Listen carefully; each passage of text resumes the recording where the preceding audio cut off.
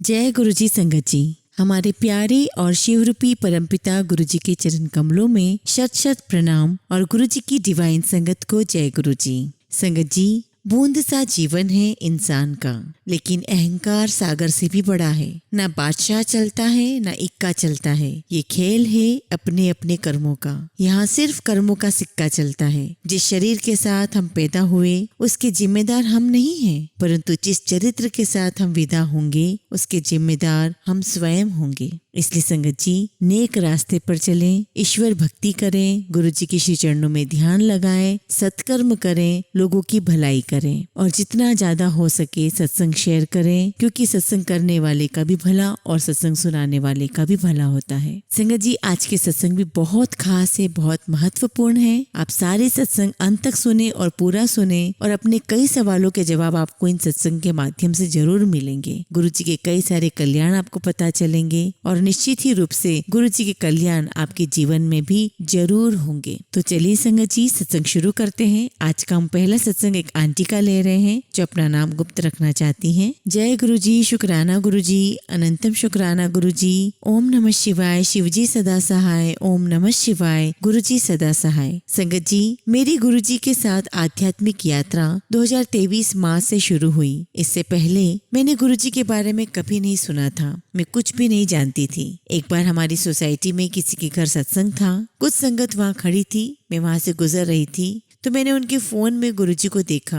क्योंकि मैं उन संगत से अनजान थी, फिर भी उन्होंने मुझसे पूछा कि मैं भी सत्संग में जा रही हूँ, तो मैंने ना में सिर हिला दिया। तो उन्होंने गुरुजी का स्वरूप फोन में दिखाते हुए पूछा कि क्या मैं उन्हें जानती हूँ। मैंने फिर ना में सिर हिला दिया। फिर उन संगत ने कहा, अरे आप इन्हें नहीं जानते, ये छतरपुर वाले गुरुजी हैं। यही पहला परिचय था गुरुजी के साथ मेरा। उसके बाद वो संगत सत्संग में चली गई और मैं अपने घर आ गई, जो कि उसी बिल्डिंग में था।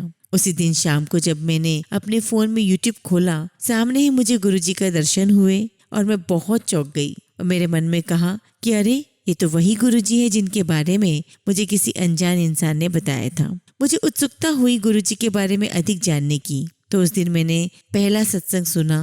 सभी सत्संग प्रायः गुरुजी के पुराने संगत के थे, जिससे मुझे काफी विस्तृत जानकारी प्राप्त हुई। मुझे बहुत अच्छा लगा और अब मैं रोज सत्संग सुनने लगी। इसी बीच मुझे सत्संग सुनते वक्त मेरी खिड़की के बाहर 2 तितलियां दिखीं, जो वह काफी देर तक उड़ती रही। बाद में पता चला गुरुजी तितली रूप में दर्शन देते हैं। मुझे जब भी कोई उलझन महसूस होती है, मैं सत्संग सुनती हूँ, मुझे मेरे सवालों के जवाब मिल जाते हैं। संगत जी, मेरी जिंदगी काफी सालों से कुछ अच्छी नहीं चल रही थी। काफी परेशानियों का सामना हर दिन करना पड़ रहा था। मैं अंदर से काफी टूट चुकी थी। जिंदगी में कहीं कोई उम्मीद की किरण नजर नहीं आ रही थी। ऐसे में गुरुजी का मिलना कड़ी धूप में बारिश की फुहारों के समान था। इसी बीच गुरुजी के मुझे 3-4 स्वप्न दर्शन भी हुए, जिसमें गुरुजी मुस्कुराते खिलखिलाते हुए नजर आते थे। लेकिन चौथा स्वप्न दर्शन तो अद्भुत था, जिसे मैं कभी भूल नहीं सकती, जिसका उल्लेख मैं आगे करूंगी।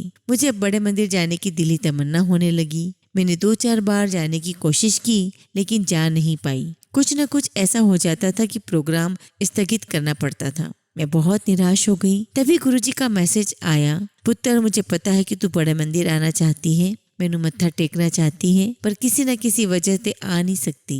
कोई गल नहीं पुत्र, मैं तो सदा तेरे नाल हाँ, जा कल्याण किता।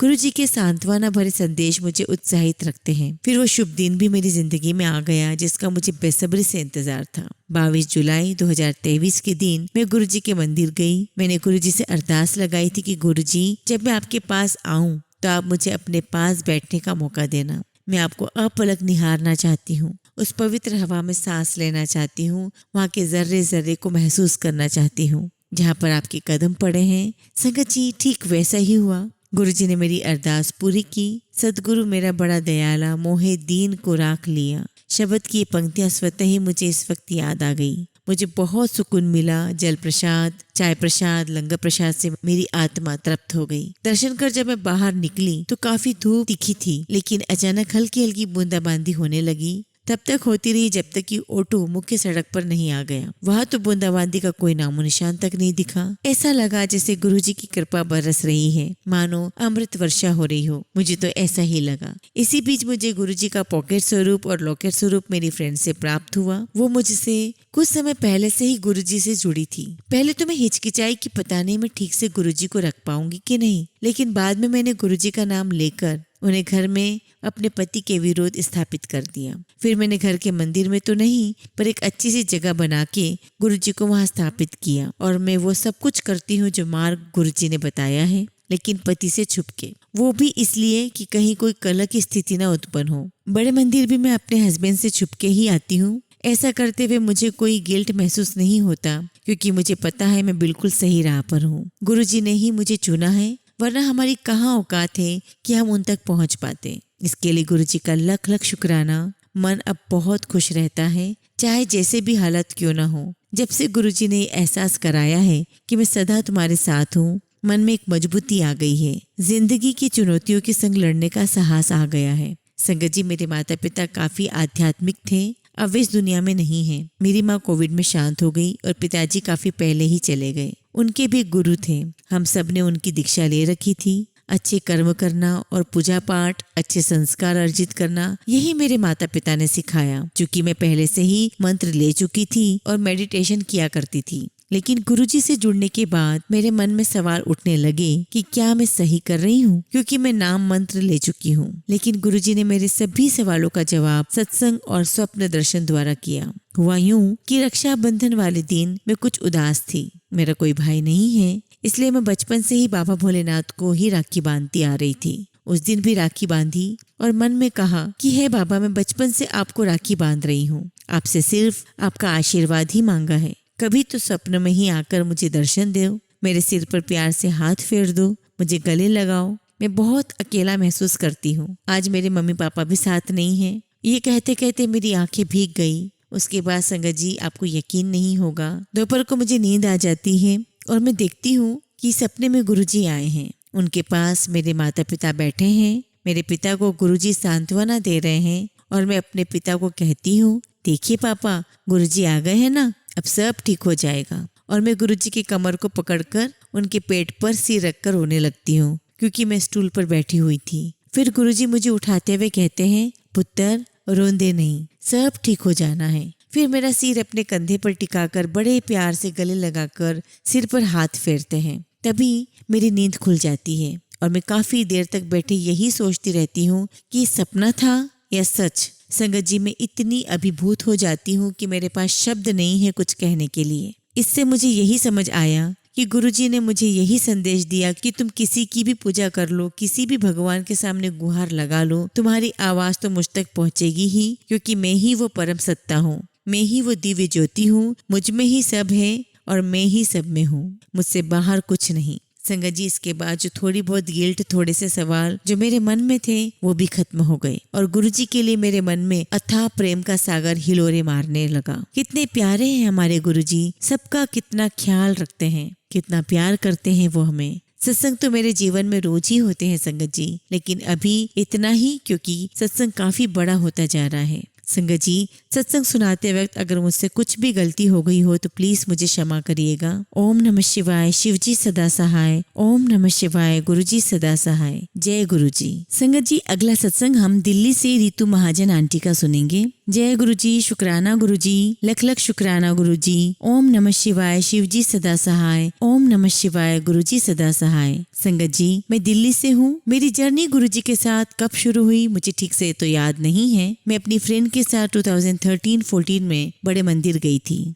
पर मेरा कोई कनेक्शन गुरुजी से नहीं बन पाया। मैंने गुरुजी के कई सत्संग अटेंड किए, पर फिर भी मेरा कोई कनेक्शन नहीं बना। पर कहते हैं ना कि बच्चे माँ बाप को भूल सकते हैं, पर माता पिता अपने बच्चों को कभी नहीं भूलते। मेरा कनेक्शन शायद नहीं बना था, पर गुरुजी ने तभी से मेरा हाथ पकड़ लिया था। मेरी रियल जर्नी गुरुजी के साथ अगस्त 2023 में शुरू हुई, जब मुझे ओवेरियन कैंसर डायग्नोस हुआ। मेरी एक फ्रेंड मेरी बेटी के साथ गुरुजी के मंदिर गई और मेरे लिए लोटा ब्लेस करवा के लाई। गुरुजी ने मेरे लिए लंगर प्रसाद भी भेजा उस दिन से गुरुजी की ब्लेसिंग्स मेरे साथ हैं। उसके 2 दिन के बाद मेरी कलीग मेरे लिए गुरुजी का स्वरूप लेकर आई। उसके बाद से मुझे फेसबुक, इंस्टाग्राम और यूट्यूब पर गुरुजी के मैसेज आने लगे। बेटा, मैंने तेरी बीमारी को जड़ से खत्म कर दिया है। कल्याण किता, जायश कर। धीरे धीरे मेरे मन में जो भी डर थे वो दूर होने लगे। बुरे वक्त में गुरुजी ने खुद आकर मेरा हाथ पकड़ लिया और मुझे बीमारी से लड़ने की हिम्मत दी और अपनी शरण में ले लिया है। मेरा ट्रीटमेंट अभी चल रहा है, पर मुझे पूरा विश्वास है कि गुरुजी के आशीर्वाद से मेरी बीमारी जल्द ही जड़ से खत्म हो जाएगी। गुरुजी सिर्फ मुझे ही ब्लेस नहीं करते, मेरी बेटी को भी ब्लेस करते हैं। उसका कनेक्शन गुरुजी से बिल्कुल डायरेक्ट है। इसके लिए गुरुजी का अनंतम शुक्राना। ये मेरा पहला सत्संग है। अगर मुझसे कुछ भी भूल हो गई हो तो प्लीज मुझे माफ करिएगा। जय गुरुजी, शुक्राना गुरुजी। संगत जी, अगला सत्संग हम स्वाति थापा आंटी का सुनेंगे। जय गुरुजी, शुक्राना गुरुजी, अनंतम शुक्राना गुरुजी। ओम नमः शिवाय, शिवजी सदा सहाय। ओम नमः शिवाय, गुरुजी सदा सहाय। संगत जी, मेरी जर्नी गुरुजी से 2022 में शुरू हुई। मेरा सबसे पहला सत्संग 2022 नवंबर से शुरू हुआ। संगत जी, हमारे घर की स्थिति बिल्कुल भी ठीक नहीं थी। बड़ी मुश्किल से घर का गुजारा चलता था। मेरा बेटा किसी और की गाड़ी चलाता था। बेटे ने अपनी गाड़ी लेने का बोला, पर हमारे लिए असंभव था। फिर उसने ऐसे ही कोशिश करनी शुरू कर दी। उसकी कोशिश के कारण सभी काम बनते चले गए। गाड़ी खरीदने के लिए कोई अड़चन भी नहीं आई और फिर गुरुजी की कृपा से गाड़ी भी आ गई। ये मेरा पहला सत्संग है। ऐसे ही एक दिन मैं पेट की बीमारी की वजह से बहुत परेशान थी। उसका भी गुरुजी ने मेरे सपने में आकर मेरा इलाज किया। तब से मेरे पेट का दर्द अब बिल्कुल भी नहीं है, पूरी तरीके से ठीक हो गया है। जय गुरुजी, शुक्राना गुरुजी। संगत जी, एक बार पूजा करने बैठी थी, आंखें बंद करके मंत्र जाप कर रही थी कि अचानक कुछ सरकने की आवाज आई। मैंने आंखें खोली तो कुछ पता नहीं चला। फिर थोड़ी देर में फिर मंत्र जाप करने लगी, फिर सरकने की आवाज आई। मैंने देखा कि दिया अपनी जगह से सरक कर दूसरी तरफ पहुंच गया। फिर मैंने दिया उठाकर प्लेट में उसी जगह रख दिया, फिर पूजा करने लगी। संगत जी, इस बार दिया मेरी आंखों के सामने ही सरक गया।